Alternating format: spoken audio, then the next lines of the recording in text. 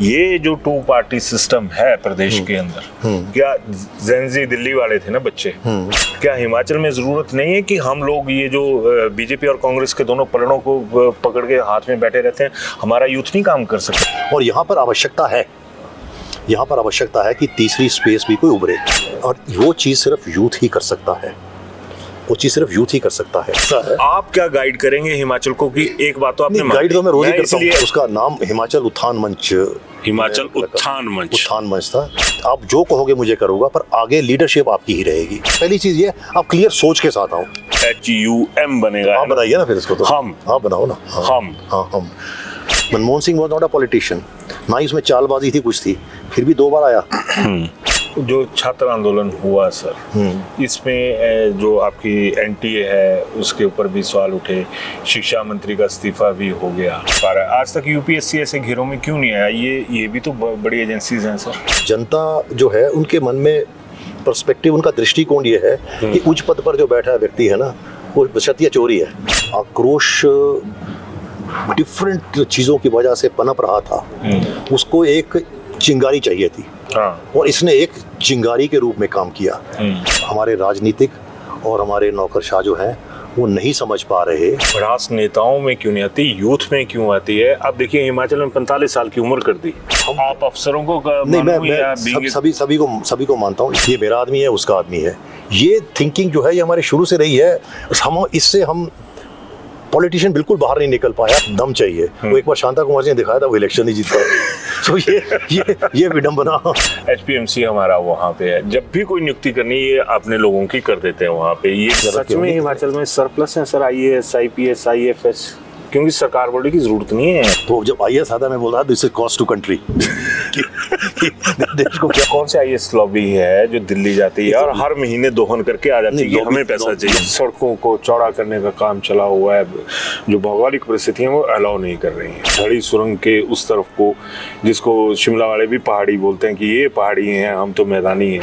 हमारा जो यूथ है अभी, वो सरकारी नौकरी के चक्कर में भी है। सरकार, परिवार, समाज और स्कूल, इन 4 स्तर पे ऐसा क्या होना चाहिए? उनको किस तरह से गाइडलाइन? आज भी हम अपनी ITI पॉलिटेक्निक्स में वही चीजें, वही स्किल्स पढ़ा रहे हैं जो बाहर दुनिया से कब की खत्म हो चुकी हैं। तो वीरभद्र सिंह जी के टाइम पे मेरा कैबिनेट में झगड़ा हुआ था, फिर फाइनेंस सेक्रेटरी को भी आउटसोर्स करो, चीफ सेक्रेटरी को भी आउटसोर्स करो, मेरे को भी आउटसोर्स करो। कैबिनेट में जब भी एजेंडे लेके आप लोग जाते हैं, एजेंडा आप लोग तैयार करते हैं, सारी चीजें आप तैयार करते हैं, तो वही एजेंडा जाते हैं कि ब्यूरोक्रेसी या नौकरशाही का मतलब IAS नहीं है। तमाम जो IAS ऑफिसर्स हैं उनको समझना चाहिए, यहाँ पद से ज्यादा व्यक्ति का सम्मान है। हिमाचल की पर्यटन राज्य के रूप में बताया जाता है कि पर्यटन राज्य है। आफ्टर मेजर विजय सिंह मनकोटिया, एक भी कैबिनेट रैंक का नहीं दिया गया। हिमाचल को तश्तरी में रख के दिखा रहे हैं, अब हिमाचल को बेचने की नौबत आ गई है। HPTDC, HRTC और Himachal Pradesh state electricity board, तीनों का पट्टा बैठा हुआ सर। तीनों कॉम्प्रोमाइज करना शुरू कर दिया, चाहे वो भर्ती में था, चाहे नेताओं ने करवाया। जिम्मेदारी इन नेताओं की ज्यादा बनती है या ऑफिसर लॉबी की ज्यादा? नहीं, मैं इनका जमाना तो बड़ा अच्छा था जी, वो पुरानी बातें लेके बैठ जाता है रिटायरमेंट के बाद, इनको आज का पता नहीं।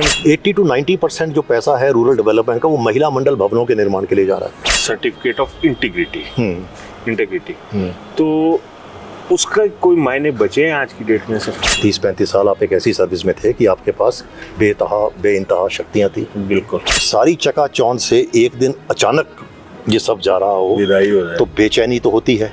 जो एक्सटेंशन हो रही है या रीअपॉइंटमेंट हो रही है, ये जनहित में कम और शायद निजी कारणों से। चीफ इलेक्शन कमीशनर की पोस्ट द्वारा खाली होने वाली, हाँ, उसके क्या फिर IAS का हक बनेगा वहां पे?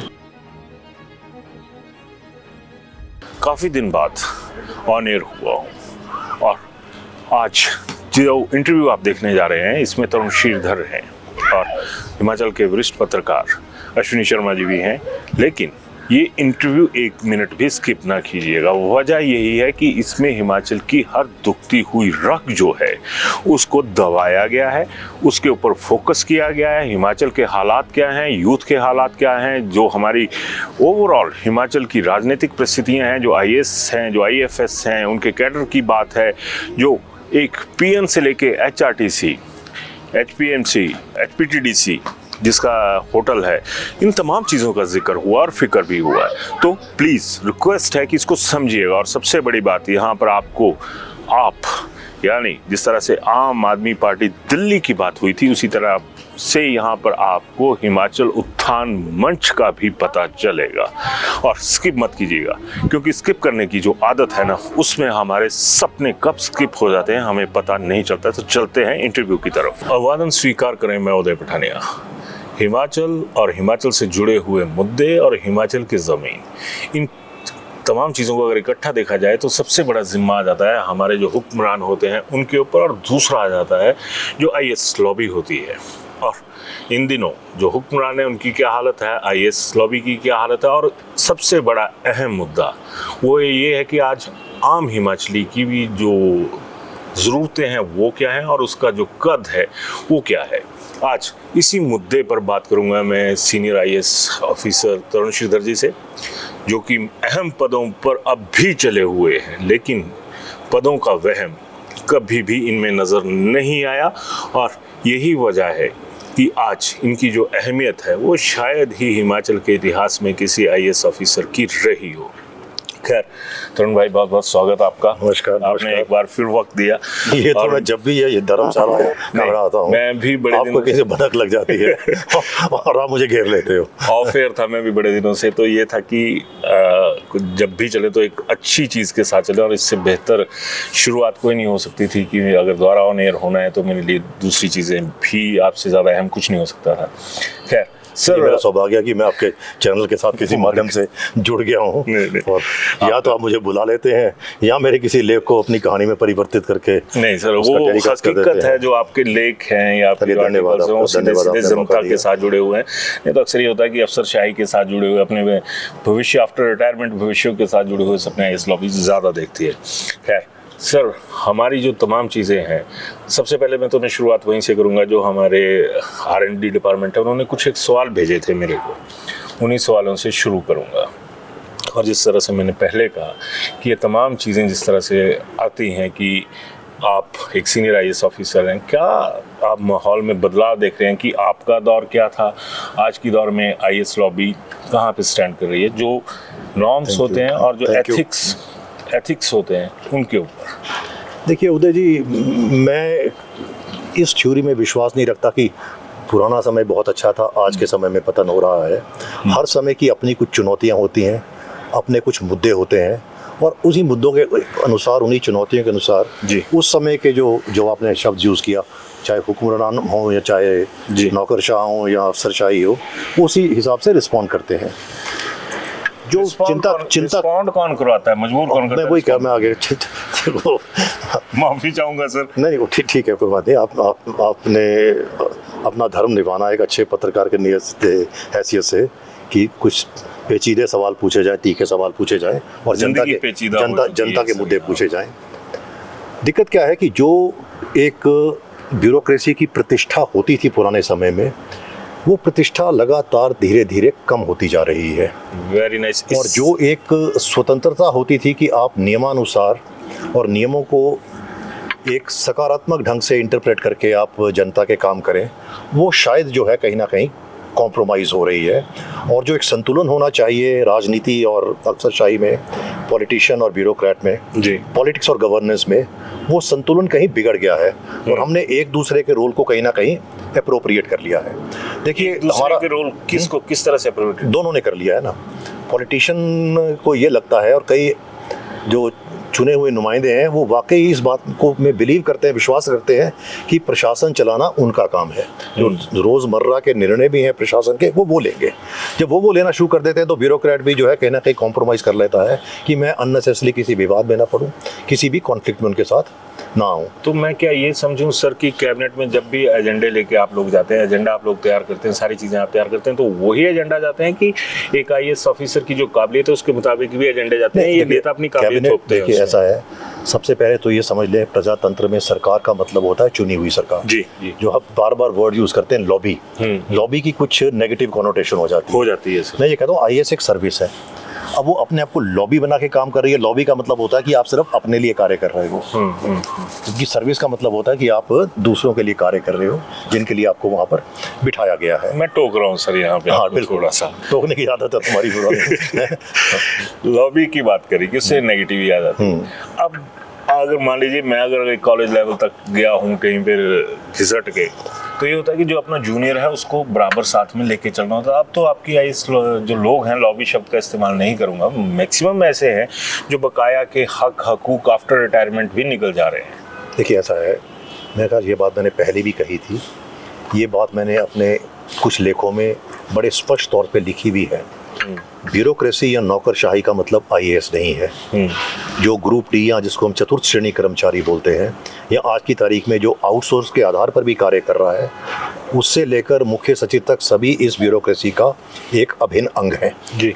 और ये सभी साथ मिलकर एक टीम की हैसियत से टीम की तरह चलेंगे, तभी जो है हम जो डिलीवर कर सकते हैं, और जिस कार्य के लिए हमें वहाँ बिठाया गया है और जो जन सेवा नियमानुसार प्रजातंत्र में करते तभी कर पाएंगे। यदि आईएएस को लगे कि मैं ही सर्वा हूँ तो बात नहीं बनेगी, ना ही गाड़ी आगे चलेगी। दूसरा, मैं अपने साथियों को विशेष तौर पे जो युवा अधिकारी आईएएस के आते हैं उनको स्पष्ट रूप से बोलता हूँ कि जो आपकी अन्य सर्विसेज हैं, स्टेट सिविल सर्विस हो गई, लोक निर्माण विभाग हो गया, आईपीएच हो गया, फॉरेस्ट सर्विस होगी, पुलिस सर्विस हो गई, ये आपकी अधीनस्थ सेवाएं नहीं हैं, ये आपकी सिस्टर सर्विसेज हैं, ये आपकी अधीनस्थ सेवाएं नहीं है। आप इनको साथ लेके चलेंगे तो आपका अपना रुतबा भी बहुत बढ़ेगा।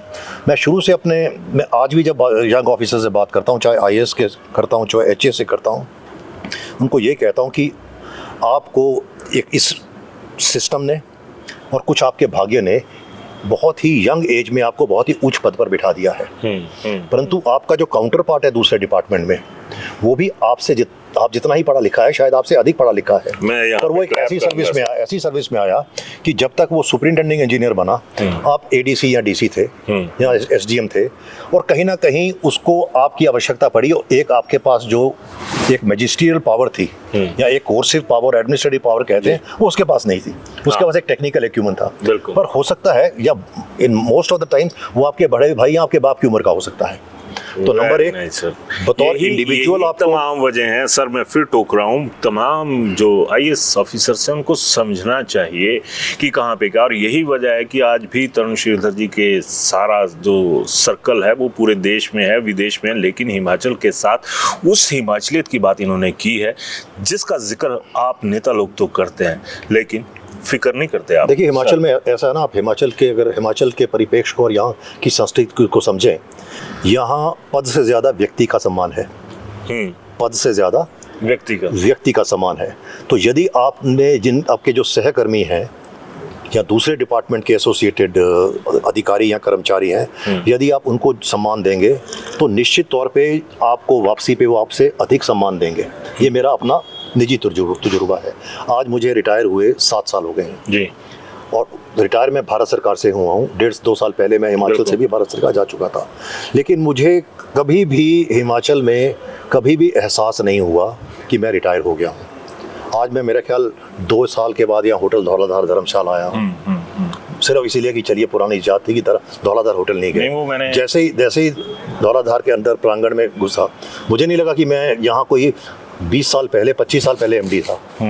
उसके बाद मेरा पर्यटन विभाग से कभी कोई संबंध नहीं रहा। 25 साल पहले मैं एमडी था। मुझे लगा कि अगर आज भी मैं एमडी होता तो शायद मुझे इतना सम्मान ना मिलता जो मुझे आज मिल रहा है। इसका क्या कारण है कि जिस सम्मान की मैं अपेक्षा करता हूँ वो सम्मान मैंने बाकी सबको भी दिया। मैं पुनः दोहराऊंगा, ब्यूरोक्रेसी का मतलब आईएएस नहीं है।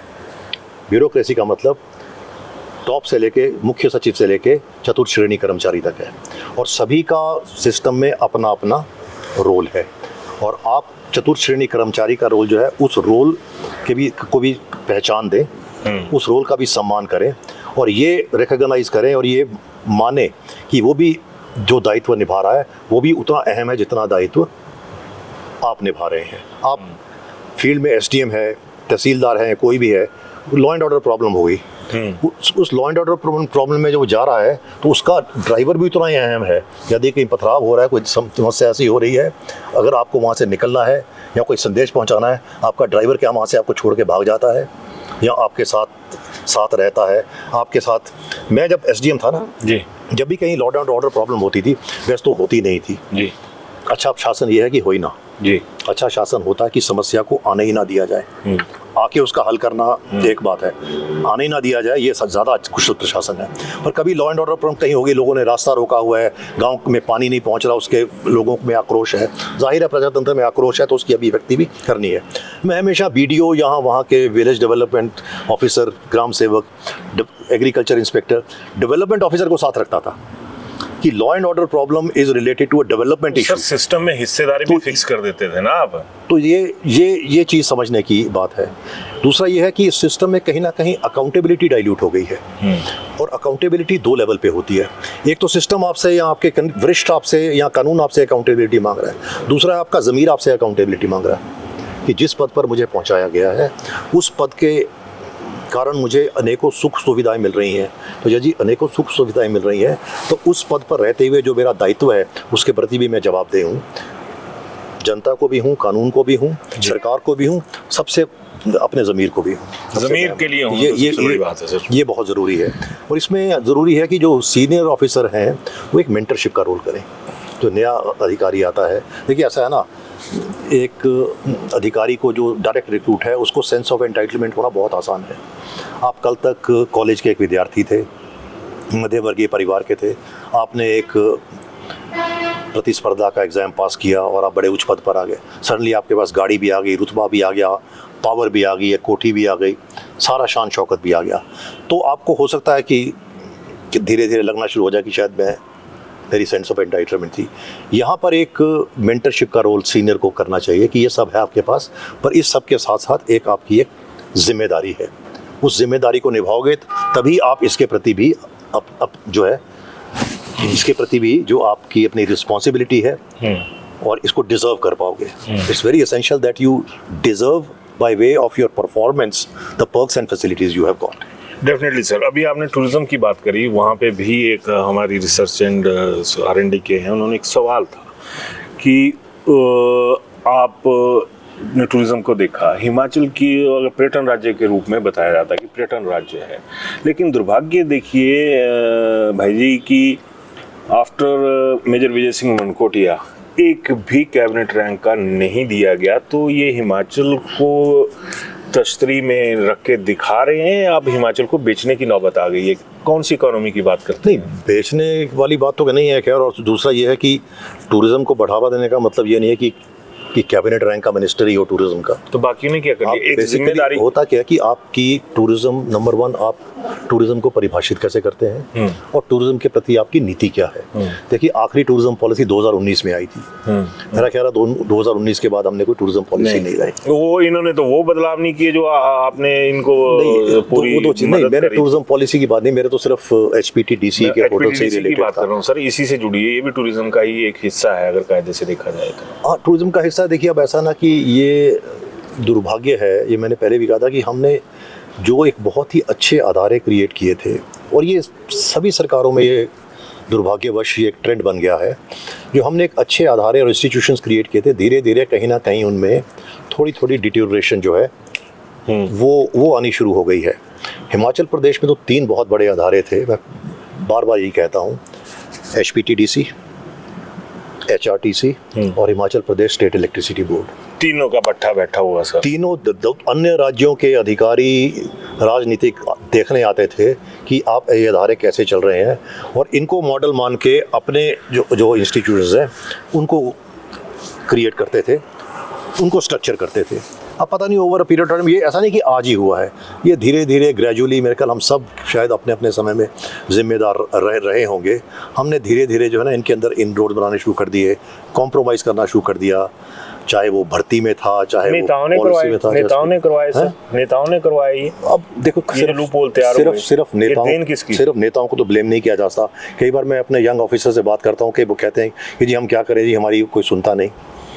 मैंने कहा वो सुनना ना सुनना उसकी जिम्मेवारी है, आपको क्या कोई बोलने से भी रोकता है? वाह सर। आप कम से कम बोल तो सकते हैं, और आपके पास तो 2 माध्यम है कम्युनिकेशन के, अभिव्यक्ति के 2 माध्यम है। आप बैठकों में बोल सकते हैं, आमने सामने बोल सकते हैं, और आप फाइल के ऊपर लिख सकते हैं। आपको यदि किसी ने लिखने से रोका है कि फाइल पे तुम वही लिखोगे जो मैं कहता हूँ, फिर तो मैं आपकी से सहानुभूति रख सकता हूँ। मेरा नहीं ख्याल हिमाचल प्रदेश में ऐसी नौबत कभी आई होगी कि अधिकारी को ये बोला हो कि फाइल पर तुम वही लिखोगे जो मैं कहता हूँ। कम से कम मैंने तो अपनी सर्विस के दौरान ऐसी सिचुएशन कभी नहीं देखी। अगर कभी एक आधी बार देखी है तो फिर कन्फ्रंटेशन हुई है, फिर क्या आप इस पद से उठे दूसरे पद पर चले गए। तो ऐसा नहीं है। ये ओवरऑल होता क्या है कि कई बार तो हम खुद ही जो है हथियार जल्दी छोड़ देते हैं। उसी जो पॉलिटिशियन जो आता है ना इलेक्शन जीत के, उसकी अपनी एक रियलिटी होती है, अपनी कुछ मजबूरियां भी होती हैं। उसको हमारे लोगों की जो ज़रूरतें भी बहुत छोटी छोटी होती हैं। सर ये एमएलए या जो मंत्री बनते हैं इनका एक है 5 साल के बाद जो एक आईएएस बनेगा उसका काबिलियत का पैमाना बहुत बड़ा होता है। मैं हाल ही में देख रहा था आप द्वारा देहरादून अहमदाबाद गए, कहाँ गए थे सर? कब? ये पिछले दिनों 2-4 हैदराबाद गए थे। वहाँ पर भी आपके साथ 2 जूनियर आईएएस ऑफिसर्स थे। वो तो ठीक है, ट्रेनिंग प्रोग्राम था, ट्रेनिंग प्रोग्राम सारे भारत के आए हुए थे। मैं वही चीज़ बता रहा हूँ सर। तो इनकी काबिलियत ज्यादा हो गई, जिम्मेदारी इन नेताओं की ज्यादा बनती है या ऑफिसर लॉबी की ज्यादा? नहीं, मैं ऐसा नहीं कि ये हो सकता है कि जो आईएएस अफसर हैं वो शिक्षित ज़्यादा हों, उनके पास डिग्रियां अधिक हों और उन्होंने हिमाचल से बाहर भी उनका एक्सपोजर हो। पर ये कहना कि उनकी काबिलियत नेताओं से ज़्यादा है, ये straight plus and minus question नहीं है।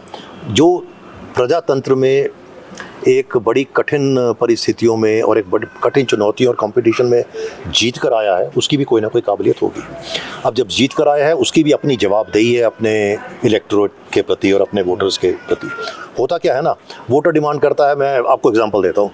मैं बहुत पहले, बहुत पुरानी बात है, अब कई बार अब जो नए युवा अधिकारी सुनेंगे वो यही कहेंगे कि इनका ज़माना तो बड़ा अच्छा था जी, वो पुरानी बातें लेके बैठ जाता है रिटायरमेंट के बाद, इनको आज का पता नहीं। उनको मैं उदाहरण देता हूँ, आपको पढ़ना चाहिए। मैं उदाहरण देता हूँ। बिलासपुर में मैं डीसी लगा था तो मैंने पाया कि 80 to 90% जो पैसा है रूरल डेवलपमेंट का वो महिला मंडल भवनों के निर्माण के लिए जा रहा है। अब जो वहाँ के नुमाइंदे थे और जो सरकार में एक पद भी करते थे, श्री रिकी राम कौंडल, उनका अपना एक मॉडल था एक उसका कि भी महिला सशक्तिकरण जो है वो इसी माध्यम से हुआ, महिला मंडल भवन बना दिया जाए और उससे महिला वोटर जो है वो बड़े खुश रहते हैं। महिला वोटर खुश रहेगी तो 50% तो मैंने अपना इलेक्टोरेट जो अपनी तरफ कर लिया। मेरी थ्योरी ये थी कि केवल मात्र भवन निर्माण जो है उससे क्या विकास होगा, या महिला मंडल भवन का निर्माण हो भी गया उससे ग्रामीण आर्थिकी में क्या लाभ होगा, शिक्षा स्तर में, स्वास्थ्य स्तर में क्या लाभ होगा। और महिला मंडल भवन जो है महीने में 1 या 2 बार महिलाओं ने कीर्तन करना है, उसके लिए प्रयोग हो जाएगा, या बैठक करनी हो जाएगा। तो मैंने उनके साथ बातचीत की। अब देखिए, अब उनकी काबिलियत की बात कहता हूँ। मैंने कहा जी ऐसा करता हूँ, मैं आपके साथ झगड़े में नहीं पड़ता, आप जो पैसा महिला मंडल भवन के लिए बनवा रहे हैं उससे मैं स्कूल के लिए अच्छे कमरे बनवा देता हूं और उसमें एक कंडीशन रख देता हूं कि ये कमरा जब भी महिला मंडल को अपने फंक्शन के लिए आवश्यकता हो तो ये कमरे का उनको प्रयोग करने की अनुमति दी जाए, वो भी कर सके। तो अब ये दूसरा तरीका ये था, मैं नहीं मानता। एक और उदाहरण देता हूँ। मैं जब मंडी गया तो वहाँ तब एक स्कीम आई थी। सर मैं टोक रहा हूँ, एक मिनट में ये बात स्कीम उदाहरण दे दूँ, ये भी उदाहरण है। एक स्कीम आई थी, उसको ऑपरेशन ब्लैक बोर्ड बोलते थे या जो भी नाम था। उस स्कीम के तहत भारत सरकार से बहुत पैसा आया था कि स्कूलों में जो फिजिकल इंफ्रास्ट्रक्चर है, भौतिक ढांचा है, उसको इम्प्रूव करना है, हमने कमरे देने हैं, लेबॉर्ट्रीज बनानी है, करना है। तो मेरे जो प्रेडिसेसर थे उन्होंने एक बहुत ही अच्छा फार्मूला बनाया था, उनकी पीठ के पीछे प्रशंसा कर रहा हूँ, मेरे मतभेद अलग रह रहे हो अलग बात है।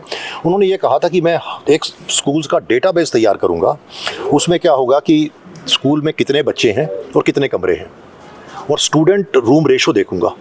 जहाँ स्टूडेंट और रूम का अनुपात जो है बिगड़ा हुआ है, मैं पहले वहाँ दूंगा, मेरी प्राथमिकता इस हिसाब से होगी। अब उन्होंने कहा इसी आधार से करूँगा। हुआ क्या कि सारे जो लोग नुमाइंदे थे वो नाराज़ होने शुरू हो गए कि मैंने आपको लिस्ट दी हुई है, 50 स्कूल मेरे, 30 में बहुत पैसा आया था, कोई 500-600 कमरे बनाने थे, तो हर एक ने हमने 20-20, 30-30 कमरे की लिस्ट दी हुई थी। ये उनको जवाब दे दें कि नहीं, मैं इस लिस्ट पे कार्रवाई नहीं करूंगा, मैं तो अपने उस हिसाब से ही करूंगा। किसने कहा? जो मेरे प्रेडिसेसर थे। तो उनका तबादला हो गया। यही इसीलिए वजह से नहीं हो, और भी कारण रहे होंगे। तबादले के बाद मैं आ गया उसी पोस्ट पे। अब मैंने कहा कि ये कन्फ्रंटेशन हो गई है, ये फॉर्मूला तो बहुत अच्छा था, लेट मी सी। तो मैंने जब दोनों लिस्ट कंपेयर किया, मैंने पाया कि लगभग 75% नाम कॉमन थे। अच्छा, आफ्टर ऑल जो नुमाइंदा भी है उसके पास भी तो जो डिमांड जारी, जहाँ स्कूल में 4 कमरे चाहिए केवल 2 हैं, लोगों ने उसके पास भी तो डिमांड रखी हुई है। मैंने कहा 75% कॉमन है तो मैं कन्फ्रंटेशन क्यों कर रहा हूँ? जिसने मुझे 100 कमरों की लिस्ट दी है उसको मैं कहा जी आपके 75 कमरे मैंने कर दिए, वो खुश कि जो मैंने डीसी साहब को 50 की लिस्ट दी थी उन्हें 35 स्ट्रेट वे कर दिए कि जी 35 अभी कर दिए, 15 फिर अगली बार देख लेंगे। तो कन्फ्रंटेशन भी नहीं हुई और काम भी हो गया। तो समझदारी इस चीज़ में होती है कि हम भी जो है उनकी मजबूरी समझें, और जो है ना बड़ी बैटल जो है, बड़ी जंग लड़ने जीतने के लिए ये छोटे छोटे झगड़े, छोटे छोटे जो उत्पात है ना, इनसे दूर रहें। सर मैं माफ़ी चाहूँगा एक बात में, एक सिस्टम था, आपको एक्सटेंशन की चाहत नहीं थी, आपको द्वारा रिहेबिलिटेट नहीं होना था वहाँ पे जाके कि मेरा द्वारा वो कर दिया जाए। मेरे एक टर्म है आपकी इसमें सर्टिफिकेट ऑफ इंटीग्रिटी, तो उसका कोई मायने बचे हैं आज की डेट में सर? मायने तो है, कानूनन तो मायने हैं। यहाँ पे तो नहीं नजर आ रहे हैं, सॉरी टू से, मुझे मालूम नहीं, अगर नहीं नजर आ रहे तो ठीक नहीं है। देखिए ऐसा है, इंटीग्रिटी सर्टिफिकेट का भी एक पूरा विजिलेंस मैनुअल है। विजिलेंस मैनुअल में बहुत ही विस्तार से बताया गया है कि ये सत्यनिष्ठा प्रमाण पत्र, जिसको इंटीग्रिटी सर्टिफिकेट कहते हैं, ये क्या है, किसको दिया जा सकता है, किसको नहीं दिया जा सकता, किसको सशर्त दिया जा सकता है, किसको बिना शर्त दिया जा सकता है, और इंटीग्रिटी सर्टिफिकेट किस ढंग से देना है। सिक्किम भी यही कहने का नहीं है कि इंटीग्रिटी सर्टिफिकेट दिया गया, जो उसका वार्षिक गोपनीय रिपोर्ट है उसको गोपनीय रिपोर्ट नहीं कहते, परफॉर्मेंस अप्रेजल रिपोर्ट कहते हैं। उस परफॉर्मेंस अप्रेजल रिपोर्ट में क्लियर लिखा जाता है कि इसकी सत्यनिष्ठा निस्संदेह है। इसकी सत्यनिष्ठा के विपरीत मेरे ध्यान में कोई बात नहीं आई है, इसकी सत्यनिष्ठा निस्संदेह है, अतः मैं इसकी सत्यनिष्ठा प्रमाणित करता हूँ। केंद्र सरकार देती है इसको? नहीं, ये तो जो उसका वरिष्ठ अधिकारी जो गोपनीय रिपोर्ट लिखता है उसको, जो उसका पुनर्निरीक्षण करता है, जो उसको स्वीकार करता है। चीफ सेक्रेटरी लेवल पे कौन करेगा? Chief secretary level chief minister करता है। चीफ मिनिस्टर का। हिमाचल में हालिया कुछ ऐसी चीज़ें हो चुकी हैं सर कि सर्टिफिकेट ऑफ इंटीग्रिटी तो कहा ना हमने, जिस तरह की मैं सत्यापित करता हूँ, ऐसा लग रहा है कि उस सर्टिफिकेशन की कोई ज़रूरत ही नहीं रही है। ये मुझे मालूम नहीं ना कि आप कि वो सर्टिफिकेट ACR में दिया गया कि नहीं दिया गया, वो तो परफॉर्मेंस जो हमारी सूचना उसके मुताबिक, अगर नहीं दिया गया तो गलत है। ये हो रहा है सर कि अगर नहीं, देखिए ऐसा है, अगर नहीं दिया गया उसके बाद भी हो रहा है तो ये नियमों के विरुद्ध है। तो ये नियमों के विरुद्ध है। अब ऐसा क्या चलन शुरू हो गया सर कि आज मैं CS या किसी भी पोस्ट से रिटायर हो रहा हूँ, ACS से हो रहा हूँ, CS से हो रहा हूँ, मैं अगले 1 साल 2 साल मैक्सिमम ये हो चुका है कि अगले 5 साल मैंने फिर सिक्योर करने हैं, मैंने राजधानी नहीं छोड़नी है, मैंने जो भी तमाम चीज़ें हैं, तो क्या जो आपके मातहत IAS के लोग ही हैं, क्या उनमें नालायकी देख रहे हैं आपके सीनियर ऑफिसर्स, या फिर अपना मकसद सीधा कर रहे हैं? देख ऐसा है ना, जब आपने 30-35 साल पावर एंजॉय की हो, पर्क्स एंड फैसिलिटीज़ एंजॉय की हो, 30-35 साल आप एक ऐसी सर्विस में थे कि आपके पास बेइंतहा शक्तियाँ थी, बिल्कुल रिकग्निशन थी, समाज में एक प्रतिष्ठा थी। कुछ प्रतिष्ठा आपके अपने व्यक्तित्व की वजह से हो सकती है, कुछ आपके कुछ आप उठा लो, कोई बात नहीं, कोई साथ कोई ऐसा कोई नहीं, हाँ कोई फ्रेश ले, हाँ नहीं, अब कुछ मत लाना अभी, कुछ आपके पद की वजह से हो सकती है, साथ में आपके सहूलतें थी, सरकारी गाड़ी, कई जगह 1 नहीं 2, कई जगह 3-3 4-4 भी, सरकारी मकान भी ऐसा नहीं कि छोटा मोटा ना। और होता क्या है ना, हम 35-40 साल तक हमें ये भी नहीं पता होता कि पानी का बिल कैसे दिया जाता है, बिजली का बिल कैसे दिया जाता है, राशन कैसे लिया जाता है, इवन टेलीफोन कैसे सुना जाता है। जब ये सारी चकाचौंध से एक दिन अचानक ये सब जा रहा हो तो बेचैनी तो होती है। तो हर कोई चाहेगा कि ये सर आपको बनता रहे। बेचैनी भाभी जी को क्यों नहीं बेचैनी? ऐसा नहीं है कि हमें बेचैनी नहीं हुई, देखो ऐसा है, मैं देखिए झूठ नहीं बोलूँगा, बेचैनी तो हमें भी हुई, पर अल्टीमेटली आपको लाइफ में चॉइस करनी पड़ती है, चुनाव करना पड़ता है कि मैं इसको, तो उसी काबिलियत, देखो आपने भी सर सुप्रीम कोर्ट के इक्विवेलेंट जजेस वाला भी रहा आपके पास, अभी आप चेयरमैनशिप भी निभा रहे हैं, तमाम चीजें हैं आपके पास, काबिलियत की कमी तो ये नाकाबिल लोग होते हैं, मेरा तो ये मानना सर, बीइंग ए जर्नलिस्ट तो छोड़ी, बीइंग ए कॉमन मैन, मेरा ये मानना है कि ये लोग छोड़ नहीं पा रहे। कैसा है, ये प्रश्न आपने पहले भी किया था जब मेरे ख्याल मेरे साथ मेरे परम मित्र और सहयोगी रहे श्री नरेंद्र चौहान भी थे। हाँ, देखिए ऐसा है, एक्सटेंशन 2 किस्म की होती है। एक तो एक्सटेंशन ऐसा है कि व्यक्ति या तो उसकी काबिलियत ऐसी है कि उस काबिलियत के अनुसार कोई व्यक्ति नहीं मिल रहा अभी, तो हमें इसकी आवश्यकता थोड़ी देर और है जनहित में जी। दूसरी ये है कि वो कुछ ऐसे पद पर है कि जिसमें कि कुछ समय के लिए हमें निरंतरता चाहिए। कोई आपदा आई हुई है, वो उससे निपट रहा है, और यदि उसके बीच में ही कर वो दी, बताया था पहले भी यही बताया था। पर अब जो क्या हो गया है कि जो परसेप्शन ये हो गया है कि जो एक्सटेंशन हो रही है या रीअपॉइंटमेंट हो रही है, ये जनहित में कम और शायद निजी कारणों से बहुत ज्यादा हो रही है। दिस इज द शायद नहीं सर, ये कंफर्मेशन है। कितने सीएस बैठे हुए आज की डेट में सर, जो पुराने सीएस हैं, थोड़ा सा समझिए। जिस सर्विस में मैं रहा हूँ, मेरा किसी दूसरे के व्यक्तित्व पर या दूसरे की काबिलियत पर टिप्पणी करना उचित नहीं है, क्योंकि आप कह सकते हैं कि मैं ज़्यादा काबिल हूँ या ये ज़्यादा काबिल है। मैं ये नहीं कह सकता, ना ही मुझे कहना चाहिए, ना ही सोचना चाहिए कि मैं ज़्यादा काबिल हूँ, जो दूसरा सीएस बना वो काबिल नहीं है सर, क्योंकि वो भी उसी प्रतिस्पर्धा से आया है, उसी बैकग्राउंड से। कॉस्ट पर फिर तो जो बाकी आईएएस जो पीछे चले हुए हैं, वो उनको मैंने ये भी कहा था यदि किसी को ऐसा नहीं है कि हमें एक्सटेंशन करनी। मैं भी जब भारत सरकार में था 3 या 4 ऑफर थे कि आप करें। आज भी मेरे को भारत सरकार ने 4 कमेटीज का अध्यक्ष बनाया हुआ है, पर मैं यही कहता हूँ कि जिस मंत्रालय से मैं रिटायर हुआ, मैं वहाँ नहीं जाऊँगा। सर सॉरी, कौन से 4? एक देखिए ऐसा है, एक है to restructure the veterinary education and veterinary services in the country. Second is to draft a law for controlling of animal feed. Third is to draft a law for controlling of animal germplasm. Fourth is for clinical diagnostics. इनके लिए पर मेरा clear है कि जहाँ से मैं retire हुआ, मैं उस कार्यालय में दोबारा नहीं जाऊँगा। किसी न्यूट्रल जगह पे हम बैठक कर लेंगे क्योंकि मेरा वहाँ जाकर फिर वही जो है ना, वो अच्छा बात जचती नहीं। अब ऐसा है, कुछ जगह ऐसी हैं जैसे संवैधानिक पद। आपने मुझसे लास्ट टाइम रेरा का प्रश्न पूछा था। अब रेरा के अध्यक्ष के वैधानिक पद पर यदि आईएएस की पात्रता है और कोई आईएएस अधिकारी वहाँ पर है तो उसमें कोई हर्ज नहीं है, बशर्ते कि उसका चुनाव जो है वो पूरा जो है मेरिट पर किया गया।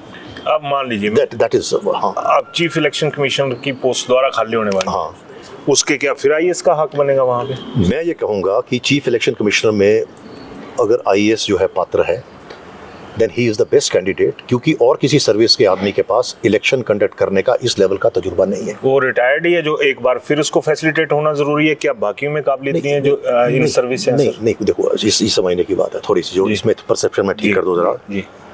कुछ संवैधानिक पद ऐसे होते हैं जो कि मुख्य सचिव और सरकार से भी ऊपर हैं। जो यहाँ पर स्टेट इलेक्शन कमिश्नर बनेगा, ये संवैधानिक पद है, ये सरकारी पद नहीं है। इसको सरकार से भी टकराव लेना पड़ेगा। जैसे पीछे पंचायत इलेक्शन दोनों के बीच में थोड़े से मतभेद हो गए थे। मैंने इस पे लिखा भी था, ये प्रजातंत्र के लिए और संविधान के लिए ठीक नहीं है। दोनों का अपना अपना रोल है।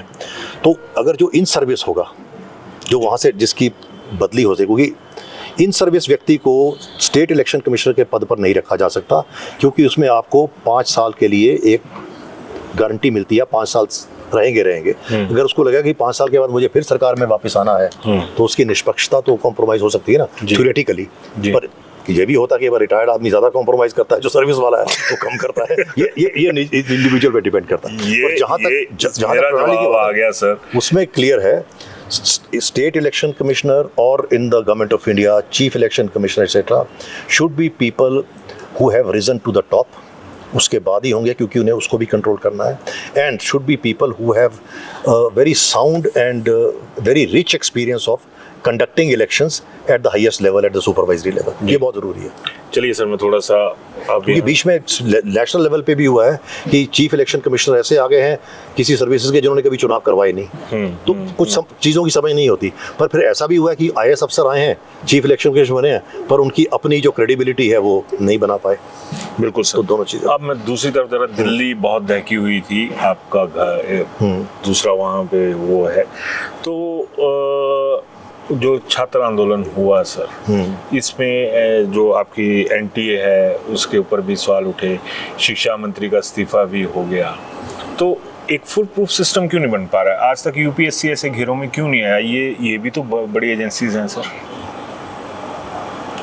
अब ये क्यों नहीं आया कहना मुश्किल है। देखिए, UPSC is a constitutional body, और यूपीएससी को एक इंसुलेशन मिली हुई सिस्टम से कि यूपीएससी के ऊपर बाहरी दबाव जो है वो नहीं आ सकता। पर ऐसा भी नहीं है कि यूपीएससी में भी कुछ ऐसे कई बार प्रश्न चिन्ह नहीं लग रहे। मैं जब 4 साल केंद्रीय प्रशासनिक ट्रिब्यूनल का मेंबर रहा हूँ तो मेरी कोर्ट में भी कई ऐसे केस आए हैं जहाँ की यूपीएससी ने जो सिलेक्शन की है उस पर प्रश्न चिन्ह लगे हैं, और कुछ केसेस में, बहुत कम केसेस में, बहुत ज़्यादा नहीं है केसेस में, हमें कहना पड़ा है कि भाई इस सिलेक्शन पे क्योंकि प्रश्न चिन्ह लगा है इसे दोबारा किया जाए या इसको प्रोसेस को थोड़ा ठीक किया जाए। पर यूपीएससी क्योंकि कॉन्स्टिट्यूशनल बॉडी है उसके पास ये सारे चेक्स एंड बैलेंसेस हैं कि इन बाहरी ताकतों से वो परे रहे। विश्वसनीयता बनाए रखने के लिए क्या जरूरी है सर आज की डेट में? देखिए, अगर जो भी सिस्टम में हम इसको अगर ट्रांसपेरेंसी रखेंगे और ऑब्जेक्टिविटी रखेंगे ना तो निष्पक्षता अपने आप बनेगी। एक बड़ी पुरानी अच्छी सी कहावत है, पता नहीं किसने कही थी, मुझे मालूम नहीं है, वो अंग्रेजी में है, अब हिंदी में आपको तो अंग्रेजी वाली आती है, मेरे को पहाड़ी वाली आती है। अश्विनी शर्मा जी बैठे हैं कर देंगे। वो कहते हैं कि thief is an artist, policeman is only a critic. तो चोर है वो कलाकार है, वो पुलिसमैन सिर्फ आलोचक है। तो चोर जो है वो हमेशा ही पुलिस से 2 कदम आगे होता है। और दूसरा ये है ना कि अगर हम नेशनल लेवल पे एक ज़मीर को और एक ईमानदारी को और सत्यनिष्ठा को एक अधिमान नहीं देंगे और हमारे जो आपने पहले कहा ना, हमें कब किसी का नाम देगा, दुर्भाग्यवश अब जनता जो है उनके मन में पर्सपेक्टिव, उनका दृष्टिकोण ये है कि उच्च पद पर जो बैठा व्यक्ति है ना वो बशर्तिया चोरी है, मैं वही या वो किसी, चाहे वो बेचारा ईमानदार भी हो, अपनी ईमानदारी पे नहीं आऊंगा सर। अभी देखिए, अभी बार बोलता भी रहे ना, लोग विश्वास नहीं करेंगे। पेपर लीक ये तो वो हुआ। अब देखिए पेपर लीक जो है ना, ये जो मेरा दृष्टिकोण है सारी चीज में, ये जो दिल्ली में सब कुछ हुआ, paper leak was only the last, कहते हैं ना, last straw on the camel's back. ये जो आक्रोश डिफरेंट चीजों की वजह से पनप रहा था, उसको एक चिंगारी चाहिए थी, और इसने एक चिंगारी के रूप में काम किया। और यही चीज़ जो है शायद हमारे राजनीतिक और हमारे नौकरशाह जो हैं वो नहीं समझ पा रहे कि अंदर युवाओं के अंदर जो आक्रोश पनप रहा है। You see, a good leader has to read inside your mind and heart. वो हम ये नहीं कर पा रहे। और आज भी अगर आप तो बहुत ज़्यादा करते होंगे, आप किसी भी नौजवान नवयुवती से, बच्चों से, स्कूल के, कॉलेज से वार्तालाप कर लें, इंटरैक्ट कर लें, किसी में आपको वो खुशी और एनर्जी और जोश जो है वो नहीं नजर आ रहा। हर एक में छोटी सी निराशा और थोड़ा सा अपने भविष्य के प्रति चिंता नजर आ रही है। क्या है सर, इसको हम लोग क्यों नहीं समझ पा रहे और इसको क्यों नहीं दूर कर पा रहे? यही सवाल है। ये प्रश्न है, और यही प्रश्न हमें हुक्मरानों से और जो senior leadership whether in politics और ब्यूरोक्रेसी है सर, उससे पूछना चाहिए। ये भड़ास नेताओं में क्यों नहीं आती, यूथ में क्यों आती है? अब देखिए, हिमाचल में 45 साल की उम्र कर दी कि भैया आप इस दौर तक सरकारी नौकरी के पीछे भागते रहो। 45 तक वैसे ही आदमी एग्जॉस्ट हो जाता है, जो हालात हैं आज की डेट में रोजगार के। तो ऐसा क्या होना चाहिए सर कि ये सरकार की चाल है, नेताओं की चाल है कि 50 साल कर दो कल को तो फिर ठीक है भाई, 10-12 साल आप जॉब कर लीजिए? ये क्या फंडा है सर, इसके ऊपर कभी इसका प्रश्न तो जो इस सत्तासीन लोग हैं उन्हीं से पूछा जाए कि ऐसा क्या है कि आपको ये अपने सामने आप नजर नहीं आ रहा। अभी भी बात करो, अब किसी से बात करो, अब जो हमारे नेता हैं, चाहे एमएलए हैं, मिनिस्टर्स हैं, उनसे बोलो उपलब्धि क्या है, मैंने यहाँ बड़ा अच्छा रेस्ट हाउस बनाया, इस रेस्ट हाउस में 4 कमरे मैंने ऐड कर दिए। तो ये डेवलपमेंट मॉडल जो ना, कंस्ट्रक्शन बेस्ड डेवलपमेंट मॉडल से हमें उभर के एक ह्यूमन रिसोर्स डेवलपमेंट मॉडल जो है ना, ये अपनाना चाहिए। ओके, हिमाचल में एक सीमा है हिमाचल की कि आर्थिक गतिविधियां जो हैं इसके बियॉन्ड हम नहीं कर सकते, पर क्या हमें कोई रोक सकता था कि हिमाचल शिक्षा का ऐसा हब बनता? आफ्टर ऑल यूनिवर्सलाइजेशन एजुकेशन में हिमाचल और केरला टॉप पे थे। तो क्या कारण है कि यूनिवर्सलाइजेशन एलिमेंट्री एजुकेशन के बाद हिमाचल सेकेंडरी और हायर एजुकेशन में हाईएस्ट नहीं बन पाया? हेल्थ सर्विसेज में, हेल्थ इंडिकेटर्स में हम केरला और हिमाचल और केरला टॉप पे थे। क्या कारण है कि हम हेल्थ सर्विसेज में टॉप पे नहीं? किसको जिम्मेदार हम जो है ना, हम आप अफसरों को नहीं, मैं सभी को मानता हूँ इसमें। Political leadership right from beginning, हमारा सारा का सारा जो तवज्जो जो है ना क्वांटिटी की तरफ रहा, हमने क्वालिटी की तरफ बहुत कम ध्यान दिया। वही आ गई सर। हाँ, हमने कहा कि इतने स्कूल खोल दिए, हमने स्कूल इतने नहीं खोले, पर हमने इतने स्कूलों में शिक्षा के स्तर में ये सुधार किया और शिक्षा इस स्तर की दी कि हमारा हिमाचल का बच्चा जो है वो देश के सर्वश्रेष्ठ प्रतिस्पर्धा में भी सबसे टॉप पर आ सकता है। this is the model which we should have adopted, and we even now we should try to adopt that. अब हमने एक तरफ गए कि हमने CBSE, it's a very good thinking etcetera. अब इसके लिए कितनी तैयारी है, कैसे हो रहा है, ये मुझे अभी तक अपॉइंटमेंट नहीं हो पा हाँ, रही. ये मुझे मालूम नहीं है, बट थिंकिंग सोच सर ये सोच सही दिशा में वॉश है. ही माना जाएगा. I don't know. वो उस मैंने देखो उस जिस चीज़ के बना, I'm simply saying the standard of CBSE is definitely much higher. या आपको ये करना चाहिए कि CBSE क्या, Himachal Pradesh school education board will have a higher quality of education, higher standard of syllabus than CBSE. NCERT कुछ प्रवेश तो जी. अब दुर्भाग्यवश क्या हो गया कि हमारे जो सी it's on a cynical note, but it's a hard reality. Half of the government exists to service the other half. वाह सर. तो हमारा education department is servicing more the teachers than the students. और health department is servicing more the doctors and the paramedical others rather than the patients. तो हम self serving बहुत ज्यादा हो जाते हैं. चलिए हेल्थ डिपार्टमेंट को तो नहीं 2-4 दिन पहले सेक्रेटेरिएट में भी सेक्रेटेरिएट में देखता था मैं, जब पहली बार सेक्रेटेरिएट में गया, रेवेन्यू ए, रेवेन्यू बी एटसेट्रा. अब BCD के जो थे, एक में सेक्रेटरी सर्विस का ऑफिसर, ब्रांच ऑफिसर था, एक में HS ऑफिसर था, मैं इकलौता IAS ऑफिसर था जो डिप्टी सेक्रेटरी था. बोला ये IAS है, इसको रेवेन्यू ए दो. रेवेन्यू ए क्या था? तहसीलदारों की प्रमोशन, तहसीलदारों की ट्रांसफर, तहसीलदारों के सर्विस इशूज़, ये सबसे इंपॉर्टेंट है, ये IAS अफसर को दो. बाकी रेवेन्यू लॉ क्या होगा, रूल्स क्या होंगे, एक्ट क्या होगी, वो जो सेक्रेटेरिएट से है वो है. Not that they were not competent, but सोच ये थी कि this is transfer, posting, service matters, these are more important then. मैं वही बात बोल रहा हूँ, इनको अपनी इंपॉर्टेंस नजर आती है. Which a doctor is required for a particular discipline, Tanda, not because that doctor has that qualification and he is more skilled. He is required कि भी मेरा आदमी है, ये मेरा आदमी है, उसका आदमी है. ये थिंकिंग जो है ये हमारे शुरू से रही है. हम पॉलिटिशियन बिल्कुल बाहर नहीं निकल पाया, क्योंकि छोटी जगह है, एवरीबडी नोज एवरीवन. इससे बाहर निकलने के लिए एक वो चाहिए आपको ना, एक दम चाहिए. वो एक बार शांता कुमार जी ने दिखाया था, वो इलेक्शन ही जीता. तो ये विडंबना जो है, वही बात बोल रहा है. कोई भी, अगर मैं इन्हीं की नेताओं की भाषा में बोलूँ कि कुछ भी दुधारू है, वो अपने, अब मान लीजिए कि जैसे अपनी एप्पल इंडस्ट्री है सर, है ना, 5-6 हज़ार करोड़ की इंडस्ट्री है. HPMC हमारा वहाँ पे है. जब भी कोई नियुक्ति करनी, ये अपने लोगों की कर देते हैं वहाँ पे. ये भी मेरे आपको मालूम है, एक समय में HPMC का जो जूस शॉप होती थी जी, हिंदुस्तान के हर रेलवे स्टेशन पे, बिल्कुल हर एयरपोर्ट पे, छोटे से लेके बड़े स्टेशन तक. और मेरे ख्याल लोग एड़ी चोटी का जोर लगा देते कि मेरे को HPMC की जूस की एजेंसी. बिल्कुल 90s तक था ये. और इतने अच्छे प्रोडक्ट्स HPMC ने निकाले थे. आपने कभी एप्पल टी पी है? नहीं सर. मैडम को एप्पल टी क्या होती थी? नहीं. वो ऐसी बिकती थी सर्दियों के टाइम सारे हिंदुस्तान में. कुछ नहीं होता था, पानी उबाला, उसमें 2 चम्मच या 3 चम्मच एप्पल जूस कॉन्सेंट्रेट के डाले और दे दिए, और वो बतौर एनर्जी एंड हेल्थ ड्रिंक जो है वो बिकती थी. ये अब HPMC का जो दिवालियापन है, ये नेताओं की सोच का दिवालियापन हुआ ना, कि एक्सपर्टाइजेशन को अहमियत नहीं है वहाँ पे.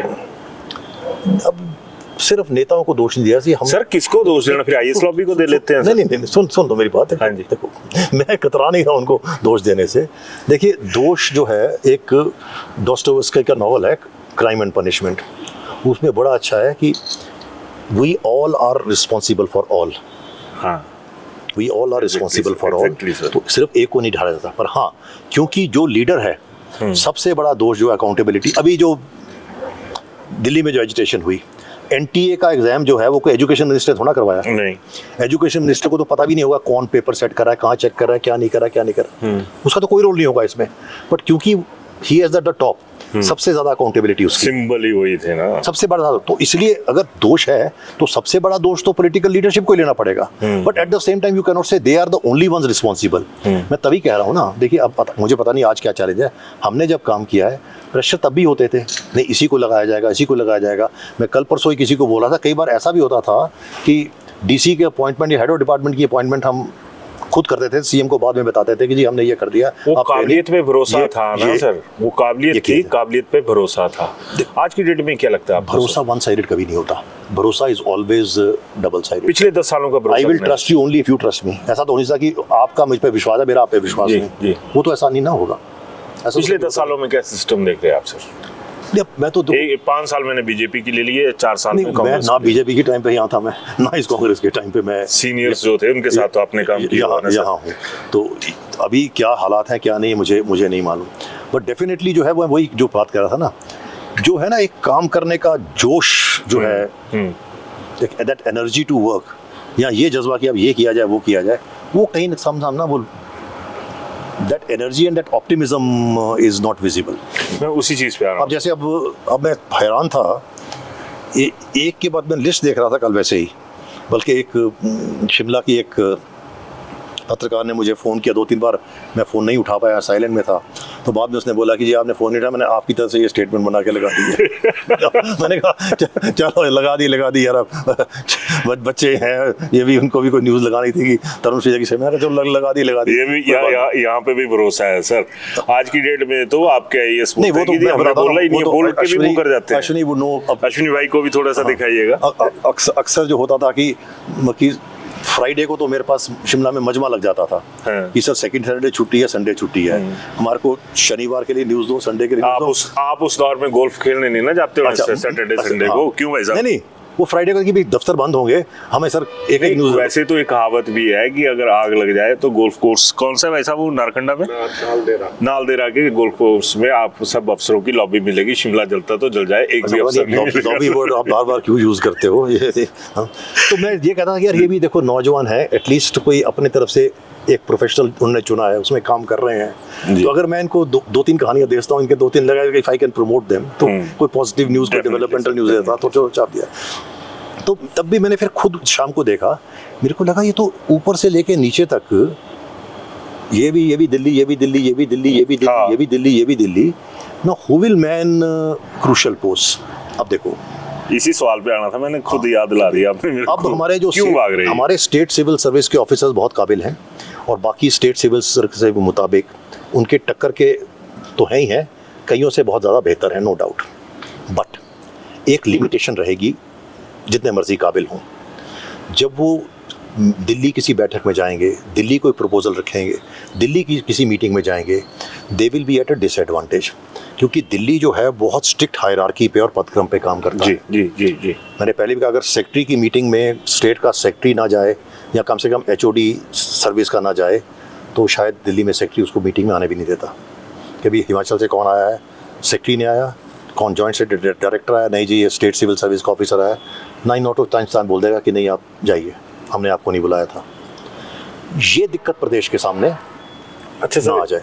और जब कार्डर की स्ट्रेंथ डिटरमिन होती है ना, कार्डर की संख्या कि IAS कितने लोग होंगे, जरूरत ही नहीं है बोला आपकी, तो सिर्फ इतने नहीं होते कि 120 होंगे, उसमें पूरा होता है कि टोटल स्ट्रेंथ 120 होगी, उसमें के इतने प्रतिशत होंगे जो केंद्र के डेपुटेशन पे होंगे, इतने प्रतिशत होंगे जो लीव रिजर्व होंगे, फिर जो बाकी रह गए हैं उसमें इतने इस लेवल के होंगे, इतने इस लेवल के होंगे, इतने इस लेवल के होंगे। हिमाचल में सरप्लस है सर, IAS, IPS, IFS, क्योंकि सरकार बोर्ड की जरूरत नहीं है इतने ज्यादा अमले। ये सरकार की सोच हो सकती है ना, सरकार। आपकी क्या सोच है सर? नहीं, मेरी सोच ये है कि सरप्लस नहीं है, नहीं कम है, ऑलरेडी कम है। आप सरप्लस मान सकते हैं प्रोवाइडेड यू से कि मैं अपनी गवर्नेंस को बहुत गवर्नमेंट को बड़ा लीन और छोटा कर दूंगा। अगर आपकी गवर्नमेंट में अगर जितने महकमे होंगे, जितने मिनिस्ट्रीज होंगी, जितने ज़िले होंगे, जितनी सब डिविजन्स होगी, तो आपको उनको मैन करने के लिए लोग चाहिए। अब दूसरा ये है कि ठीक है मैं लोग रखूंगा, तो मुझे IAS नहीं चाहिए। IAS जो है वो हमारे पे थोड़ा सा वित्तीय बोझ ज़्यादा पड़ता है। दूसरा बोझ तो मैं कह नहीं सकता कि वैसे ही देश के ऊपर बोझ है, वो उसमें होता है ना कि प्राइवेट सेक्टर में होता है कॉस्ट टू कंपनी, वहाँ सैलरी नहीं बोलते, वो कॉस्ट टू कंपनी बोलते हैं। तो जब IAS आता है, मैं बोल रहा this is cost to country, देश को क्या। चलो सी तो कहा है मैंने सर। हाँ, पर ये होता क्या कि फिर आपने ये देखना कि मैं किस लेवल के ऑफिसर को ये। अब जब ये मैंने रिपोर्ट दी थी टूरिज्म की, टूरिज्म डेवलपमेंट को रिवाइव करने की रिपोर्ट दी थी मैंने, उसमें सबसे पहला पॉइंट मैंने ये दिया था कि इस टूरिज्म कॉर्पोरेशन का जो स्टेचर था, तो यहाँ हमेशा ही एक सीनियर कमिश्नर लेवल का, सेक्रेटरी लेवल का IAS ऑफिसर MD होता था। जब हम MD बने, मेरे साथ पहले के वाले बने, कुछ मेरे बाद के बने, वो सब जो है कम से कम 20 साल की नौकरी थी उनकी, वो सचिव स्तर के पहुंच चुके थे। विद द रिजल्ट की जब वो वित्त सचिव के पास जाते थे, सरकार के पास जाते थे, मुख्यमंत्री से, टूरिज्म मिनिस्टर से बात करते थे, एक पर्टिकुलर लेवल से बात करते थे, एक पर्टिकुलर ढंग से बात करते थे। अब आपने एक बहुत ही जूनियर लेवल के IAS ऑफिसर को बना दिया है, वो काबिल है, शायद बाकियों से ज़्यादा काबिल है, परंतु अभी उसमें वो लेवल नहीं है कि वित्त सचिव से जाके झगड़ा कर सके कि नहीं आपने ये पैसा मुझे देना था क्यों नहीं दिया, जीएडी सचिव को बोल सके कि मैंने हिमाचल भवन पे इतना खर्च किया, इतना दिया, आपने क्यों नहीं किया, ये नहीं किया, वो डांट खा के आ जाएगा बेचारा। तो मेरा पहला ये था कि यदि आपने इस टूरिज्म कॉरपोरेशन को उसी रेपुटेशन और उसी स्तर से और उसी रुतबे से चलाना है तो उस वरिष्ठता का अधिकारी भी यहाँ पे आपको लगाना होगा। वो चाहे आज वाले से ज़्यादा काबिल ना हो, पर उसका वो रुतबा ऐसा होगा कि 10 काम उसके वैसे निकल जाएंगे, वैसे ही हो जाएंगे, और मंत्री भी उससे जो है आदेश देते हुए थोड़ा सा जो है वो पर्दा रखेंगे, थोड़ा डिस्टेंस रखेंगे। एक सर मेरा सवाल बीच में से फिर निकल स्किप हो जाएगा।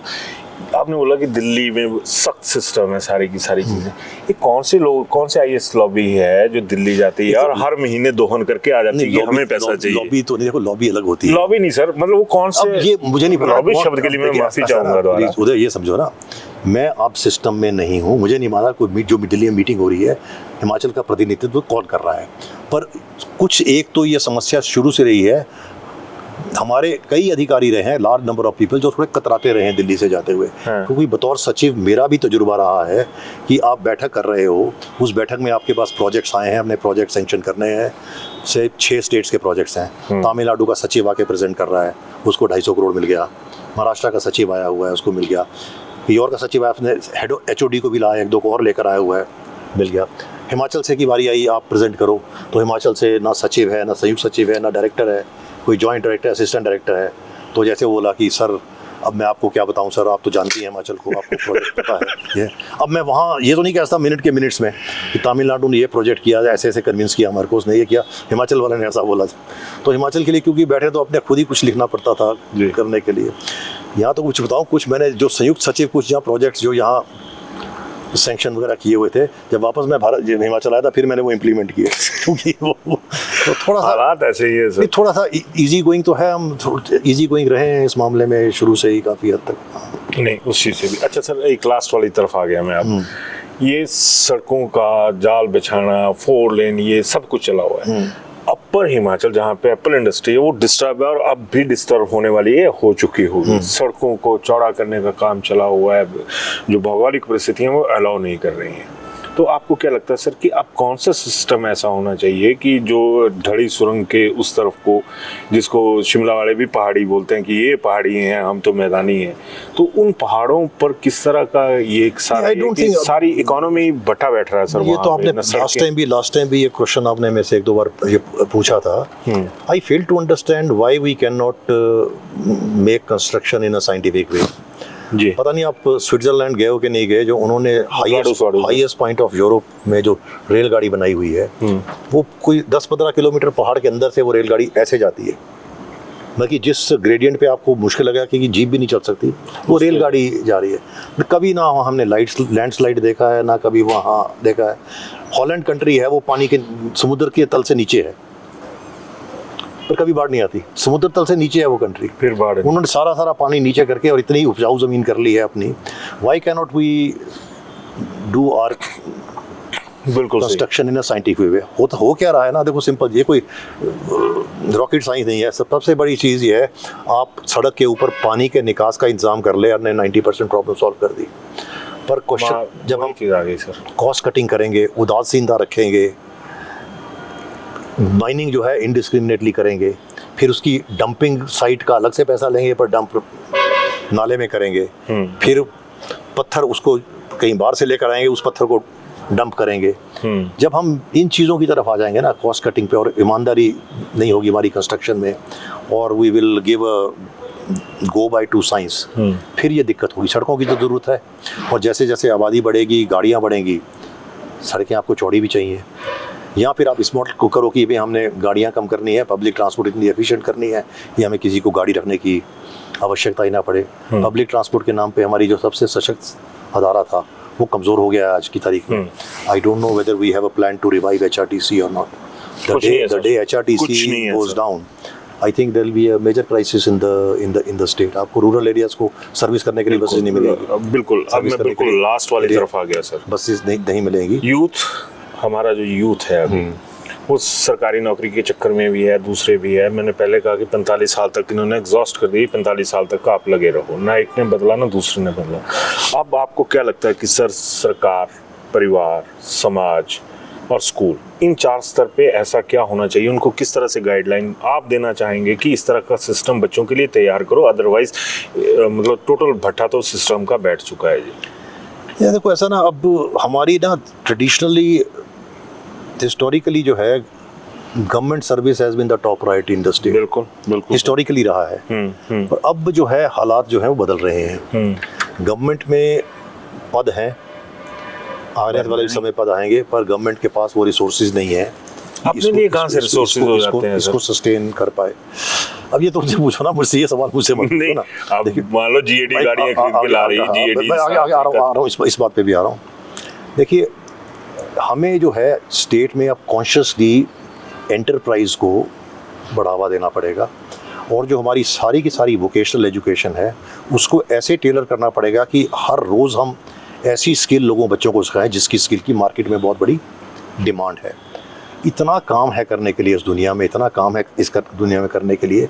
अब आज आप किसी भी शर्तिया किसी अच्छे उद्योगपति से बात कर लीजिए, अच्छे बिजनेस वाले से बात कर लीजिए, वो यही कहेगा कि बाहर कहते हैं लोगों के पास काम नहीं है, जब हम ढूंढने लेते हैं हमें काम के लिए आदमी नहीं मिलता। बिल्कुल सही बात है सर। आज भी हम अपनी ITIs पॉलिटेक्निक्स में वही चीज़ें, वही स्किल्स पढ़ा रहे हैं जो बाहर दुनिया से कब की ख़त्म हो चुकी हैं। आज भी हमारे उद्योग विभाग के इनके सिलाई सेंटर चल रहे हैं, वही पुरानी सिलाई मशीनों से। Unemployment is not so much of a compulsion as it is become a matter of choice.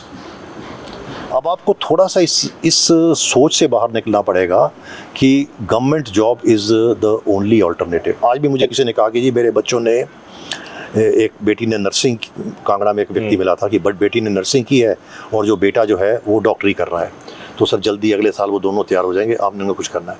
मैंने कहा ऐसा है, आप कांगड़ा में हो, बच्चों को मैं यहाँ फोर्टिस हॉस्पिटल में और कुछ नहीं तो एटलीस्ट शुरू में लगवा दूंगा ताकि यहाँ कर, नहीं सर सरकारी कर देना। अब इमीडिएट सोच जो है वो यही है कि मैं सरकारी करूँगा। अब सरकार में कर भी लोगे आप तो आफ्टर सम टाइम आपको फ्रस्ट्रेशन होगी, यू ग्रो नहीं कर पाओगे आप, नहीं कर पाएंगे, क्योंकि आपको वो फैसिलिटी और वो फ्रीडम और वो स्पेस नहीं मिलेगा कि आप अपनी स्किल को बढ़ाओ, स्किल को इंक्रीज करो, आगे पढ़ाई करो और आगे बढ़ो। नॉट सेइंग कि प्रेफरेंस सरकारी होनी चाहिए, नो डाउट, मैं भी आज को करूँगा, मैं भी तो सरकारी नौकरी में गया था ना, मैं भी तो प्राइवेट में नहीं गया था, मैं भी गया था। But now I went through a highly competitive route. अगर ना मिलती तो वैसा तो नहीं निराश हताश होकर सड़क पे बैठ जाता। मेरे दोनों बच्चे नहीं गए, नहीं, वो अपना काम कर रहे हैं। So there is immense possibility in terms of various options, and हमें बच्चों को उस तरफ भी इनकरेज करना पड़ेगा और वो स्किल सेट भी देना पड़ेगा। सेकेंडली, हम जो सरकार में एक आउटसोर्स चीज़ हमने ढूंढ ली है ना, ये आउटसोर्स को हमें क्लियरली डिफाइन करना पड़ेगा। आउटसोर्स पे भर्ती नहीं होती, आउटसोर्स पे आप किसी काम का ठेका किसी कंपनी को दे रहे हो, व्यक्ति नहीं कर रहे। हमने क्या कर दिया, हमने व्यक्ति आउटसोर्स कर दिए विद द रिजल्ट कि हमने उनके शोषण का रास्ता खोल दिया।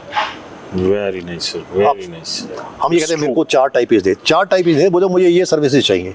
अब जहाँ कहीं जो बड़ी कंपनीज जो हैं वो आउटसोर्स में है, जो प्राइवेट सेक्टर ने अपने आउटसोर्स किए हुए हैं जो बड़े, तो they have very Larsen Toubro, ये वो, they are all out companies हुआ जिनको हमने काम आउटसोर्स किया हुआ है।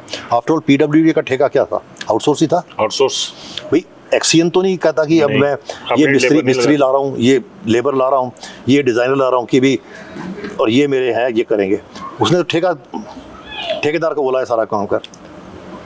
ये जो बन रहे हैं, हाईवेज बन रहे हैं, रेलवे लाइंस बन रही हैं, आपकी पावर प्रोजेक्ट्स बन रहे हैं, they are all outsourced, but they are being done by the best of engineers of the country. बिल्कुल। So this is what outsourcing is. हमने कहा आउटसोर्स का मतलब है कि भाई उसको अपॉइंटमेंट दे दी, सिर्फ डिफरेंस यही है कि भी आपको मैंने रखा पर पेमेंट आपको नहीं कर रहा, मैं पैसे इनके माध्यम से दे रहा हूँ ताकि ये कुछ अपना रखें, कुछ जो बीच में कोई अगर इसमें कोई कॉम्प्रोमाइज करना चाहता है तो वो। So this is we have chosen a wrong model for outsource. Outsource could have been a very good model to get the best of services and the best of the skilled manpower and skilled technical services in this country. ये हम जो है इस model को हमने जो है वो ठीक ढंग से अडॉप्ट नहीं किया। हमने स्किल डेवलपमेंट कॉर्पोरेशन है कि स्किल डेवलपमेंट बोर्ड है। This is what exactly they should be doing, create दो स्किल्स की सरकार नहीं, कोई प्राइवेट आदमी है, प्राइवेट इंडस्ट्री आ रही है, उसको सीधे स्किल डेवलपमेंट बोर्ड के पास जाए कि यार मुझे इस किस्म के स्किल चाहिए, मुझे इस किस्म के बच्चे चाहिए जो ये जानते हो। वही चीज़ आ गई सर कि अभी केस से बचना है, कोई हाई कोर्ट में ना चला जाए, कोई सुप्रीम कोर्ट में ना चला जाए, पैसे तो देने ही हैं, वाया करके देने। और एक बात तो आपने सही की, और आउटसोर्स सिर्फ यहाँ भी नहीं है, ये भारत सरकार में भी और दूसरी सरकारों में भी ये बन गया। और अनफॉर्चुनेटली फिर जो हमारे जब when we induct too many contractors, फिर वो फेवरेटिज्म भी आना शुरू हो जाता है। फिर वो ये मेरा आदमी, हम after all political spoil system में हम अपने लोगों को कैसे एडजस्ट करें? बिल्कुल, by giving the supply orders and all this. तो ये अनफॉर्चुनेट चीज़ हो जाती है। चलिए, बहुत बहुत शुक्रिया सर, आपने टाइम दिया। और तरुण श्रीधर जी, गलत तो नहीं बोल दिया? नहीं, कुछ गलत नहीं बोला है सर। जो जरूरी है वही कहा। आउटसोर्स के मुद्दे की ही बात कर लीजिए, पूरा प्रदेश सीख रहा है। लेकिन इन जो माफी चाहूंगा अपने शब्दों के लिए, इनकी तरफ से नहीं, मैं अपनी तरफ से बोल रहा हूँ कि आप लोग बहरे हैं। आप लोगों क्योंकि मैं तो एक बार जब वीरभद्र सिंह जी के टाइम पे मेरा कैबिनेट में झगड़ा हुआ था फाइनेंस सेक्रेटरी और चीफ सेक्रेटरी बात से, मैंने कहा फिर फाइनेंस सेक्रेटरी को भी आउटसोर्स करो, चीफ सेक्रेटरी को भी आउटसोर्स करो, मेरे को भी आउटसोर्स करो, that is and probably you will get a better person. Even Bharat सरकार ने जो लेटरल रिक्रूटमेंट शुरू की थी कि हम ओपन मार्केट से जॉइंट सेक्रेटरी और ये लेंगे, this was also in a way outsource. ये एडवर्टाइजमेंट इशू कर दो, हमें 3 साल के लिए चीफ सेक्रेटरी चाहिए। चलिए सर, कौन कौन काबिल आदमी? चलिए सर, अब मैं सच में लास्ट सवाल पे आ रहा हूँ। और आप पहले से सच बोलते आ रहे हैं, मैं इसकी भी सच से भरोसा करता हूँ, चाहूँगा नहीं, मैं भरोसा करता हूँ कि मेरे को जवाब मिलेगा। ये जो 2 पार्टी सिस्टम है प्रदेश के अंदर, क्या जेनजी दिल्ली वाले थे ना बच्चे, कर दिया इन्होंने जितना सा भी। हालांकि उसकी पर्दे के पीछे बहुत सारी चीजें ऐसी हुई जो नहीं होनी चाहिए थी, और कुछ सामने भी हुई। क्या हिमाचल में जरूरत नहीं है कि हम लोग ये जो बीजेपी और कांग्रेस के दोनों पलड़ों को पकड़ के हाथ में बैठे रहते हैं? हमारा यूथ नहीं काम कर सकता सर? आपने पिछली बार पूछा था मुझसे। हाँ जी, मुझे अभी याद है मैंने क्या उत्तर दिया था। नहीं, अब नया चाहिए सर, मेरे को वो नहीं चाहिए। नहीं, आप उस वक्त नहीं, मैं वो डिप्लोमेटिक तब भी नहीं था, मैं मैंने तब मैं कहा था, आज भी मैं कहता हूँ, इशू इज नॉट 2 पार्टी और 1 पार्टी और multi party. More options is definitely better. और मैं जैसे अमेरिका को बोलते हैं कि विश्व का जो सबसे बड़े हम हैं पॉलिटिशियन से, और सबसे एडवांस डेमोक्रेसी, मैं उसको नहीं मानता। क्योंकि वहाँ दिक्कत ये है कि यहाँ ये चुनोगे, यहाँ ये चुनोगे, तीसरी सोच का उन्होंने स्पेस नहीं दी। भारत में वो स्पेस है, और वो स्पेस कई जगह उभरी है, पर हिमाचल में अनफॉर्चुनेटली वो स्पेस नहीं उभर पाई। और यहाँ पर आवश्यकता है कि तीसरी स्पेस भी कोई उभरे। पर आवश्यकता क्या है? जो तीसरी स्पेस उभरे वो नई सोच के साथ उभरे, नए एजेंडा के साथ उभरे, नई नीतियों के साथ उभरे। देखिए, जहां लोगों ने दिल्ली में सर, आप मेरे को गोवा चाहिए, अब आप बीच में आओ। आ जाओ, जो गोवा कोई बात नहीं प्लीज। क्योंकि उदय जो है, ये इसकी पत्रकारिता का जो सबसे बड़ा गुण है ना, वो ये है कि इसमें निपुणता है बेबाकी के साथ घेरने की। ऐसा नहीं सर, कुछ हाँ, तो ये घेरने की। Himachal definitely requires a third force, but third force merely not a third party. If a third party, that third party should come with a fresh approach, a fresh thinking, and a fresh positive and developmental direction to the state. और वो चीज़ सिर्फ youth ही कर सकता है। विशाल, मेरा आपसे अनुरोध रहेगा कि इस तरफ आइए, साहब के फेस एक्सप्रेशन चाहिए यहाँ पे। अब अनफॉर्चुनेटली क्या हो गया, हमारी इलेक्टोरल पॉलिटिक्स में कुछ इतनी ज़्यादा डिटेरेशन आ चुकी है, या कुछ ऐसी मजबूरियां उभर चुकी हैं। Aam Aadmi Party came to Delhi and Punjab, और पहली बार जब एक बार आम आदमी पार्टी आई थी, उसने 3 सीटें मिली थी बीजेपी को, बाकी इसको मिली थी, कांग्रेस 0 हो गई थी। पर अल्टीमेटली उसने भी लोगों को निराशा ही दी, या वो जो रियल पॉलिटिक्स, जो प्रैक्टिकल पॉलिटिक्स है, उसको संभाल नहीं पाया। और जो उनके खिलाफ भ्रष्टाचार के आरोप लगे, सच्चे थे झूठे थे मुझे नहीं मालूम, पर डेफिनेटली इतना मैं कहता हूँ कुछ एग्जैजरेटेड भी थे। पर लोगों में विश्वास हो गया कि ये भी वैसे ही हैं जैसे दूसरे हैं। बिल्कुल। और अब जो ऑफ लेट जो पंजाब में और जिस ढंग से सरकार चल रही है, सब कुछ है, हमें नहीं लगता कि जो दूसरी फॉर्मेशंस थी और इस फॉर्मेशन में कोई बहुत ज़्यादा अंतर है। शायद ये उनसे भी ज़्यादा ही नेगेटिव दिशा में चल रही है। This is the danger. अब वेस्ट बंगाल में काफ़ी देर तक कम्युनिस्ट राज रहा। प्रजातंत्र की, हमारे प्रजातंत्र की एक, हमारी जमहूरियत की खूबसूरती भी है, ये सौंदर्य हमारे प्रजातंत्र का, कि जो ज़्यादा बड़ा हो गया और जिसमें ये कुछ घमंड और अहम आ गया, उसको उखाड़ फेंका। पहले कम्युनिस्ट ने 25 साल राज किया, उखाड़ फेंका। ममता बनर्जी आई, उसमें है मैं उसको उखाड़ फेंका। अब अनफॉर्चुनेटली क्या हो रहा है, जिसको उखाड़ फेंकते हैं, जो विकल्प के तौर पे आ रहा है, वो भी उसी रास्ते पे चल रहा है। We definitely need, in fact, I would say that we would be very well off in a coalition politics. कम से come with in the system तो चेक्स एंड बैलेंसेस रहेंगे। एंड आई पर्सनली, अब पीछे में आजकल सोशल मीडिया बड़ा चलता है ना, आप बताइए सबसे अच्छे प्रधानमंत्री कौन रहे भारत के, हर एक की चॉइस होती है। I would say mister Narasimha Rao was one of the finest prime minister. उसके टाइम पे भी उसने एक्चुअली कंट्री को नई दिशा दी। उसने फिर मनमोहन सिंह जी ने मिलके कंट्री को एक्चुअली एक नई दिशा दी। एक और खूबसूरती देखिए, Manmohan Singh was not a politician, ना ही उसमें चालबाजी थी, कुछ थी, फिर भी 2 बार आया। क्योंकि रिफाइंड एक डिसेंसी को, एक ईमानदारी को भी लोगों ने रिकॉग्नाइज किया। ये हमारे उसमें खूबसूरती है। बट अनफॉर्चुनेटली क्या हो गया, हमारे इस वोटर के पास ये अधिकार है कि किसको उखाड़ फेंकना है।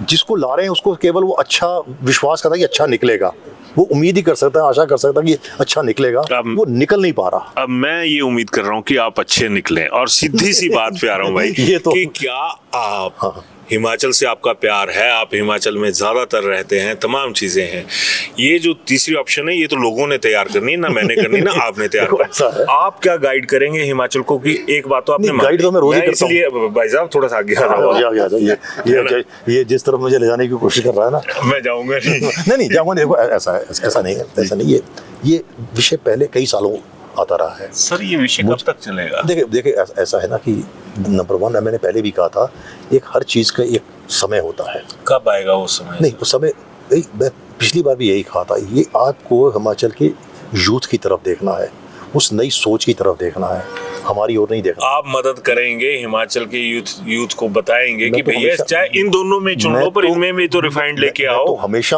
आज भी करता हूँ, अपने स्तर पर जहाँ हो सकता करता हूँ, और एक बार प्रयास भी किया था, आप लोगों से कोई रिस्पांस भी नहीं मिला था, किसी ने मेरी पत्र का उत्तर भी नहीं दिया था। कई साल हो गए इस बात को, जब हमने कहा था, क्लियर लिखा था, एक नॉन पॉलिटिकल। मैंने थप्पड़ अब खाए हैं सर सिस्टम का, कि तब हो जाएगी। अब ये कहा था हम पॉलिटिकल नॉन पॉलिटिकल फॉर्मेशन बनाएंगे जी, और उसमें हर पॉलिटिकल विचारधारा का व्यक्ति होगा, कांग्रेसी भी होगा, बीजेपी भी होगा, कम्युनिस्ट भी होगा। दुखी तो हर जगह। और कुछ कम्युनिस्ट ने बोला था कि नहीं सर, हम तो डिसाइड करेंगे हमारी ओर से कौन जाएगा। मैं कहा नहीं, हमारी विचारधारा, हम ये जो हमारी पॉलिटिकल आइडियोलॉजी है इसको साइड में रखेंगे, हमारी विचारधारा सिर्फ हिमाचल होगी और कुछ नहीं होगा, पर और नॉन पॉलिटिकल होगी। पर मैं कहा ये है, अगर हमें लगा कि ये हम एक अच्छी आधारा, एक अच्छी इंस्टीट्यूशन क्रिएट कर दी है जो हिमाचल को बहुत ईमानदारी से एक अच्छी दिशा दिखा सकती ले सकती है, then we may consider converting it into a political formulation, not necessary electoral formulation. Ji.